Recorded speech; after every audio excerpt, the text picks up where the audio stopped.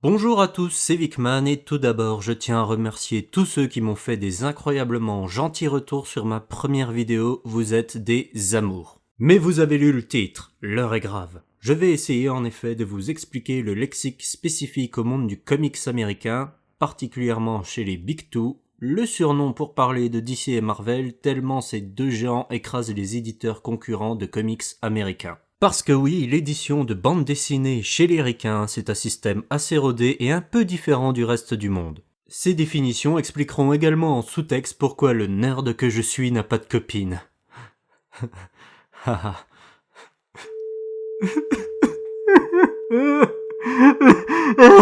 En effet, dans ma première vidéo, vous avez pu entendre et lire, dans le run de Scott Snyder sur Batman que Greg Capullo a entièrement dessiné à quelques numéros près. Mais qu'est-ce qu'un run? Un annual? Que sont ces mots barbares? Eh bien nous allons les voir ainsi que quelques autres et ce sera utile pour vous comme pour moi si par la suite je parle de comics spécifiques pour que tout le monde soit sur la même longueur d'onde. Cependant, ce n'est pas grave si vous ne retenez pas tout ou que des notions vous semblent toujours obscures. Ce lexique est là pour vous aider, pas pour vous bourrer le crâne. Et en préambule, je tiens à dire qu'un bon moyen pour vous de comprendre ces termes ou de tester pour voir si vous avez compris, c'est de vous balader sur les sites Wikia de DC ou Marvel. Ce sont de bonnes sources d'informations sur vos personnages préférés et qui vous permettent de voir des informations sur les comics de manière détaillée au single près. Tiens, mais qu'est-ce que ça veut dire, single? Mais quelle transition de dingue! Un single, c'est ce que j'ai appelé numéro dans ma précédente vidéo. Un single, c'est tout simplement ça, ou ça. C'est le format utilisé aux US pour publier les bandes dessinées. Ça fait environ 20 pages, c'est souple comme un magazine, ça sort de manière mensuelle ou bimensuelle et ça coûte environ 4$. Un single est donc une BD d'une série, ici les séries Detective Comics et Batman. D'ailleurs, peut-être êtes-vous décontenancé de voir Batman sur deux couvertures de deux séries différentes. C'est tout simplement parce que mes petits loulous, eh bien le super-héros le plus populaire de tous les temps, on peut vulgairement appeler ça une poule aux œufs d'or, et il serait donc dommage de ne faire qu'une seule série sur lui. Mais DC n'en fait pas non plus des caisses. En général, on a la série Detective Comics, qui est la série historique dans laquelle Batman est apparu pour la première fois au printemps 1939 dans Detective Comics 27 et la série Batman. Très occasionnellement, on aura une nouvelle série sur Batman, et le reste concerne plutôt les membres de la Bat Family. Une série ongoing, c'est une série qui est publiée régulièrement, de manière mensuelle ou bimensuelle, et qui n'a pas pour vocation d'être arrêtée au bout d'un certain nombre de numéros. Batman et Detective Comics sont typiquement des ongoing series, elles sont destinées à toujours être publiées. DC affectera toujours une équipe artistique sur ses titres, ce qui est différent de une limited series, c'est une série qui est créée avec un nombre fini de singles qui formeront l'histoire globale et finie. Punk Rock Jesus, que j'ai brièvement évoqué dans ma précédente vidéo, est une limited series. 6 singles et basta, histoire terminée. Un one-shot, c'est un single qui a une histoire qui se suffit à lui-même. Une vingtaine de pages pour raconter une histoire et c'est tout. Par exemple, Batman 666, Batman in Bethlehem. Un backup est une histoire bonus en peu de pages à la fin d'un single. Parfois, l'histoire du backup dure sur plusieurs singles. Dans ce cas, vu qu'on fait pas les choses comme des cochons, la trame du backup dure la durée d'un arc narratif. Un story arc, c'est une histoire complète qui est racontée sur un ensemble de singles d'une même série. Un exemple, Batman, la cour des hiboux, c'est un story arc qui va du single Batman numéro 1 au single Batman numéro 7.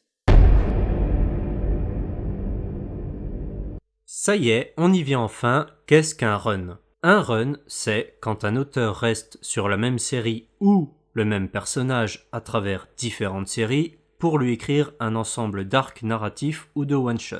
les one-shots pouvant eux aussi appartenir à un arc narratif. Bien évidemment. Les runs marquants sont faits par les bons scénaristes qui montrent leur démarche d'auteur à travers leurs runs qui forment un tout complet et cohérent sur leur vision des personnages et sur ce qu'ils désiraient exprimer. D'où le fait que je dise, dans le run de Scott Snyder sur Batman, car le bonhomme a écrit plus d'une 50aine de numéros sur Batman sur une durée de presque 5 ans. Et c'est pour ça que la notion de run est importante, pour voir les auteurs dans l'industrie du comics.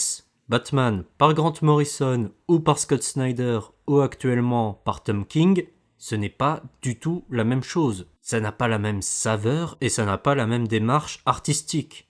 Et pourtant, c'est tout du Batman. Pour vous donner un exemple, si vous êtes plutôt cinéphile, prenez la saga Alien. 4 films, 4 réalisateurs, 4 résultats très différents. Et pourtant, c'est Ripley le xénomorphe. Ou, encore plus explicite peut-être, prenez la saga Harry Potter.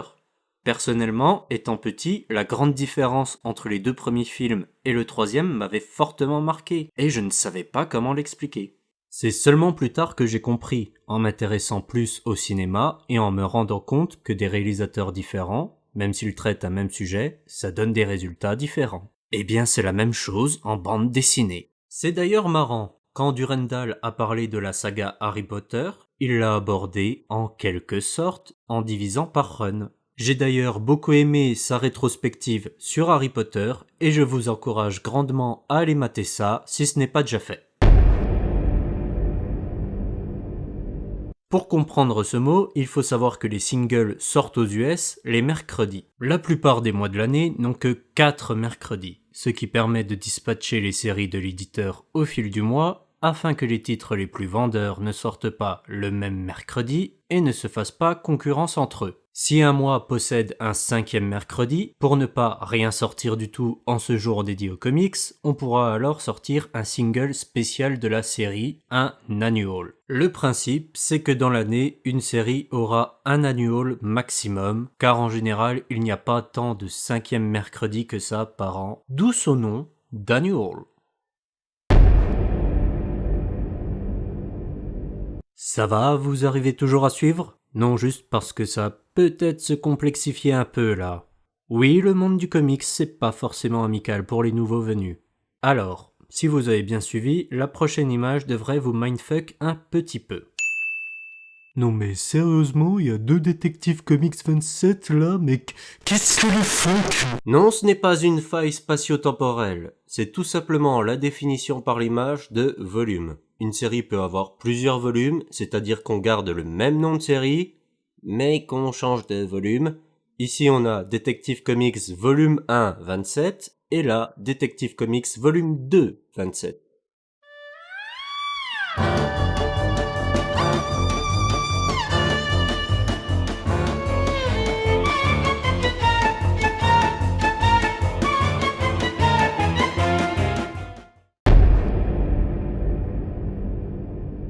Mais vu qu'on n'est pas complètement con chez les Big Two, lorsqu'on change de volume, on recommence par le numéro 1, on appelle alors cela un relaunch.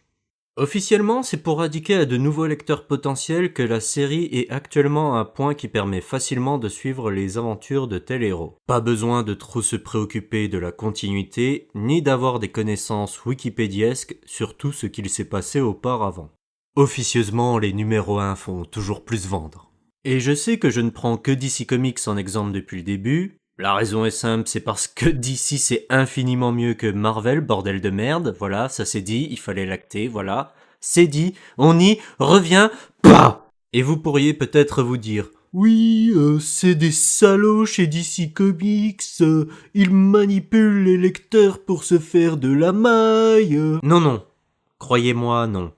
Si un jour je dois comparer DC et Marvel et en profiter pour joyeusement défoncer un petit peu la gueule à Marvel, vous êtes pas prêts. Vous êtes vraiment pas prêts. La politique éditoriale chez Marvel et cet amour pour les relaunchs tous les 3 mois et demi, mouah, assez beau, assez de l'art.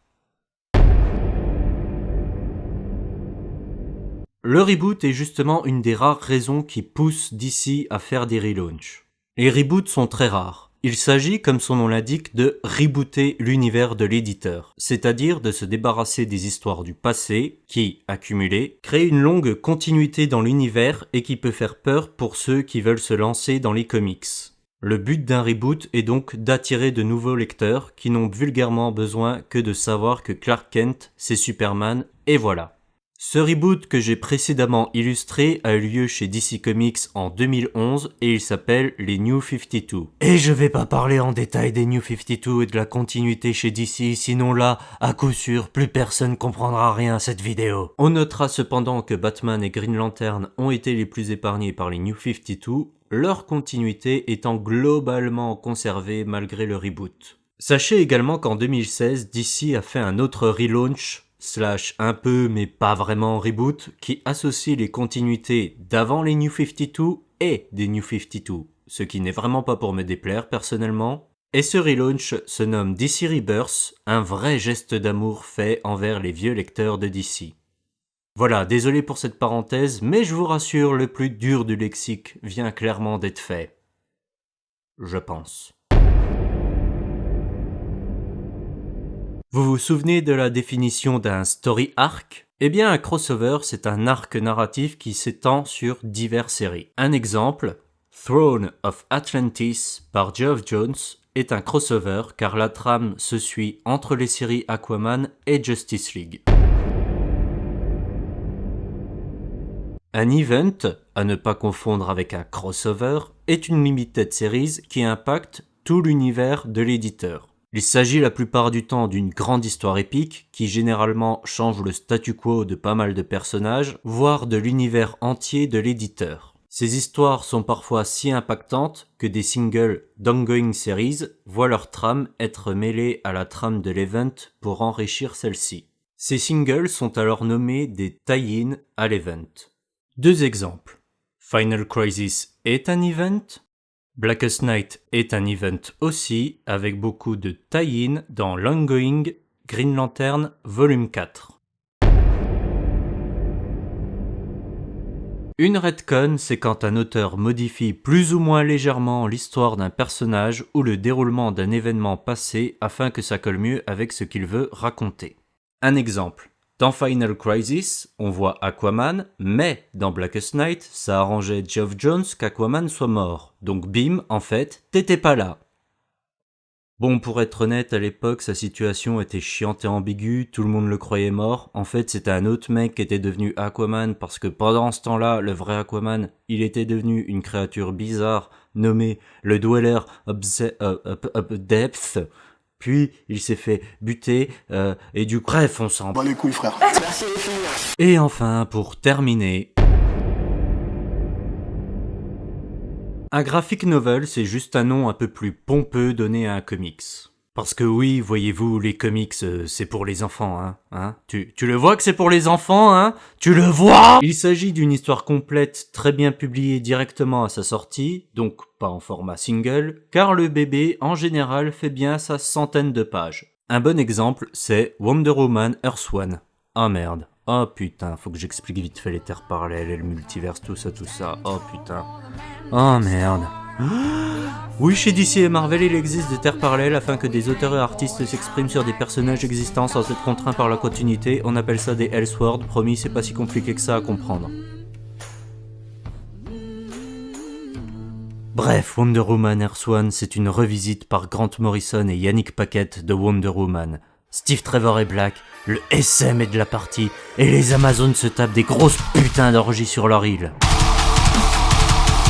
Je pense que je peux pas mieux finir cette vidéo qu'en vous laissant vous imaginer une orgie d'Amazon SM. Je vous dis donc à la prochaine.